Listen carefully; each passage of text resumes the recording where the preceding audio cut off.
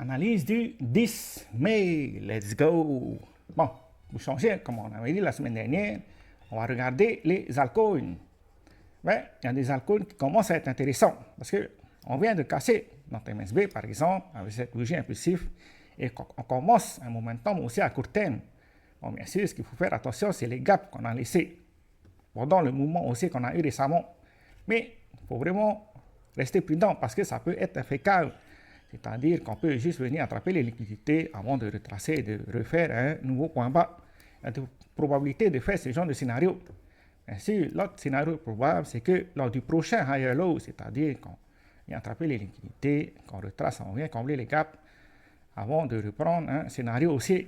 Il y a des probabilités de faire ce genre de scénario. Et là, ça donnerait l'occasion de se positionner sur le marché pour tous ceux qui sont en swing trading et position trading. Il y a des altcoins qui commencent à être intéressants parce qu'ils ont cassé leur MSB. C'est pour ça que la semaine dernière, j'avais dit que ça vaut le coup de regarder les altcoins la semaine prochaine. D'ailleurs, à ce niveau-là, pareil, on a cassé. Mais ce qui est intéressant, c'est qu'on est venu tester notre MSB avant de refaire un momentum aussi à court terme. Maintenant, il faut regarder les liquidités. Par exemple, à ce niveau-là, ce niveau-là. Parce qu'il y a des probabilités que le marché vienne attraper les liquidités avant de retracer le mouvement. Et comme pour Ethereum, soit on fait un point bas, ça c'est un des scénarios probables, ou bien soit on arrive à faire un higher low, c'est-à-dire on attrape les liquidités et puis on commence un scénario aussi à court terme. Voilà.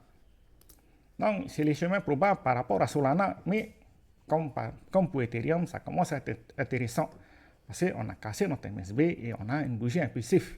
Maintenant, il faut vraiment confirmer tout ça. C'est pour ça que le prochain higher low par rapport aux altcoins risque d'être très très très intéressant. Pareil pour PP. Là, PP, on avait notre swing low, c'est-à-dire le point le plus bas. Ensuite, à plusieurs reprises, on a tenté de casser notre MSB. Par exemple, à ce niveau-là, on a tenté, mais sans succès. Ici, pareil. Et là, cette semaine, on vient de casser.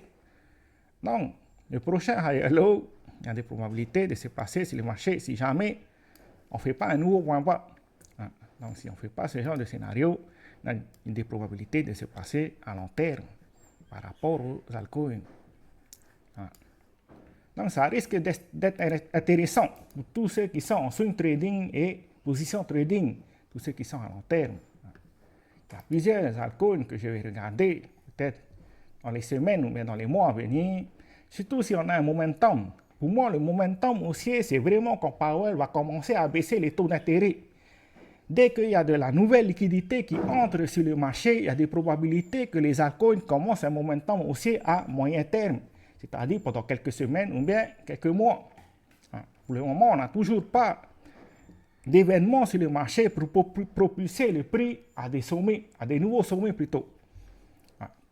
Mais bon, c'est la liste que je surveille, la liste d'alcoins que je surveille, notamment SUI. SUI, on est venu tester les points bas, c'est-à-dire on a fait notre swing low, ensuite on a cassé notre MSB, ici, avec un mouvement impulsif.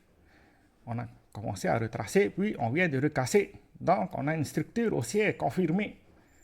C'est pour ça que je regarde SUI. C'est tout ce qu'on a pour aujourd'hui. Ciao, ciao.